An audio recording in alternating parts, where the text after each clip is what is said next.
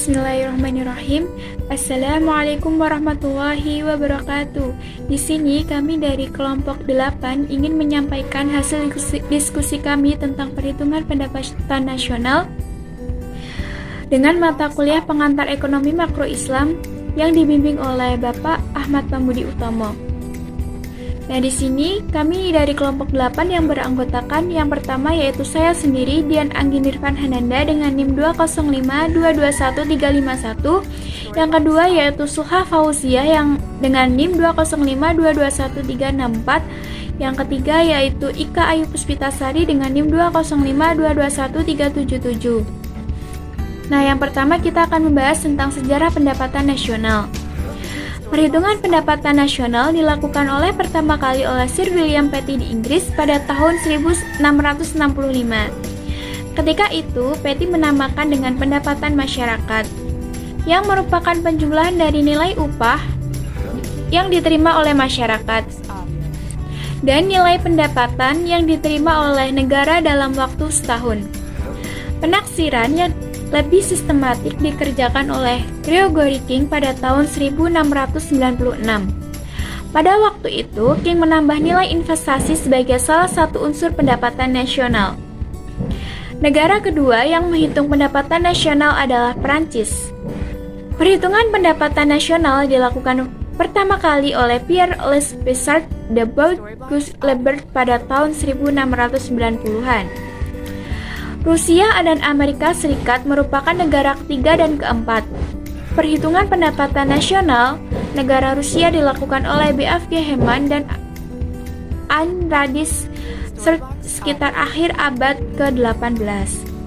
Sampai dengan sebelum Perang Dunia I berakhir, tercatat ada 13 negara yang menghitung pendapatan nasionalnya. Minat besar negara-negara untuk menghitung pendapatan nasional dipicu antara lain oleh 3 hal. Pertama, terbitnya The General Theory yang dikenalkan oleh Keynes.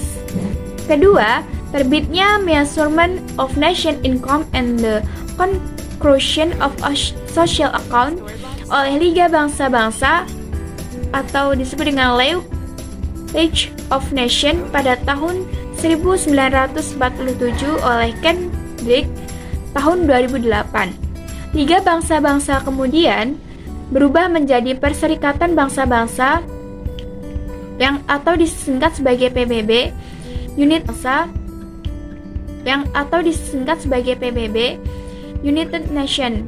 Ketiga, terbentuknya International Association for Research in Income and Wealth pada tahun 1947. Nah, pembahasan selanjutnya yaitu pengertian pendapatan nasional.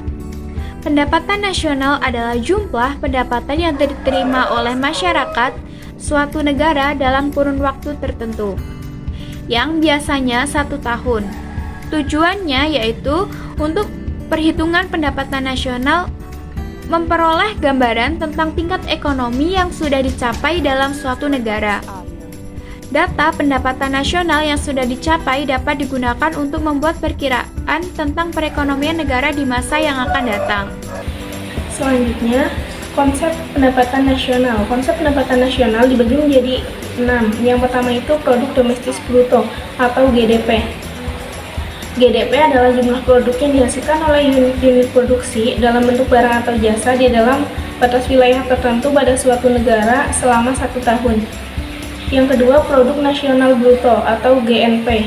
GNP adalah nilai produk berupa barang atau jasa yang dihasilkan oleh penduduk suatu negara dalam 1 tahun.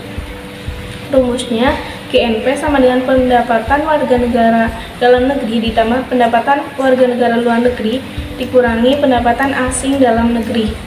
Yang ketiga, pendapatan nasional neto.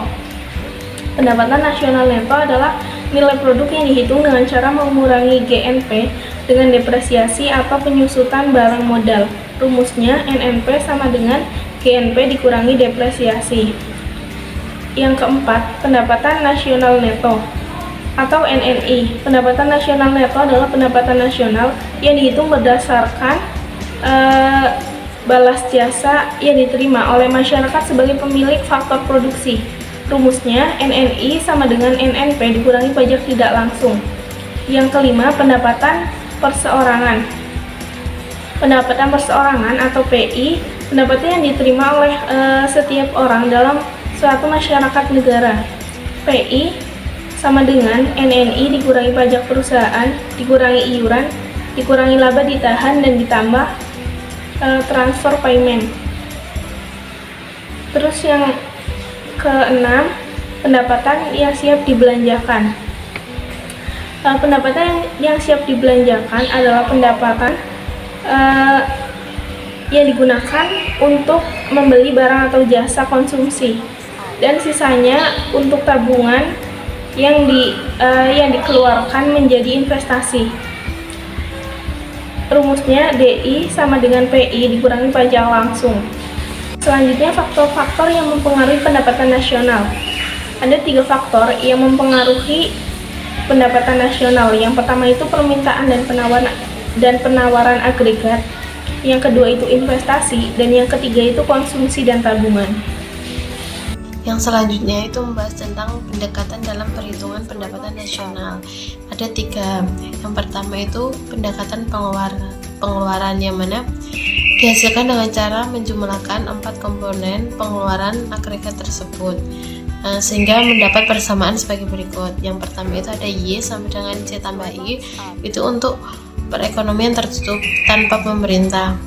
Dan selanjutnya itu ada Y sama dengan C tambah I tambah G, itu untuk perekonomian tertutup dengan peranan pemerintah. Yang terakhir itu ada Y sama dengan C tambah I tambah G tambah dalam kurung X min M, itu untuk perekonomian terbuka. Yang kedua itu ada pendekatan cara produksi atau produk neto. Itu pendapatan ini cara menghitungnya dengan menjumlahkan nilai tambah yang diwujudkan oleh perusahaan dibagi lapangan usaha dalam perekonomian. Yang ketiga itu ada pendekatan pendapatan. Apabila faktor-faktor produksi itu diwujudkan untuk mewujudkan barang dan jasa, akan diperoleh berbagai jenis pendapatan, yaitu ada tanah dan harta, gaji dan upah, modal, memperoleh bunga, dan keahlian kewirausahaan, memperoleh keuntungan. Bab yang selanjutnya itu adalah mengenai manfaat perhitungan pendapatan nasional. Yang pertama itu manfaatnya adalah membandingkan kemajuan perekonomian negara dari waktu ke waktu. Yang kedua, menilai kinerja ekonomi suatu bangsa. Yang ketiga itu ada sebagai pedoman merumuskan kebijakan pemerintah. Yang keempat itu mengetahui dan menelaah susunan atau struktur perekonomian. Yang kelima itu ada membandingkan perekonomian antar daerah atau antar negara, dan yang terakhir itu mengetahui pertumbuhan ekonomi dan pendapatan per kapita. Sekian presentasi dari kami. Kurang lebihnya kami mohon maaf. Apabila ada yang ingin ditanyakan, bisa ditanyakan. Terima kasih. Wassalamualaikum warahmatullahi wabarakatuh.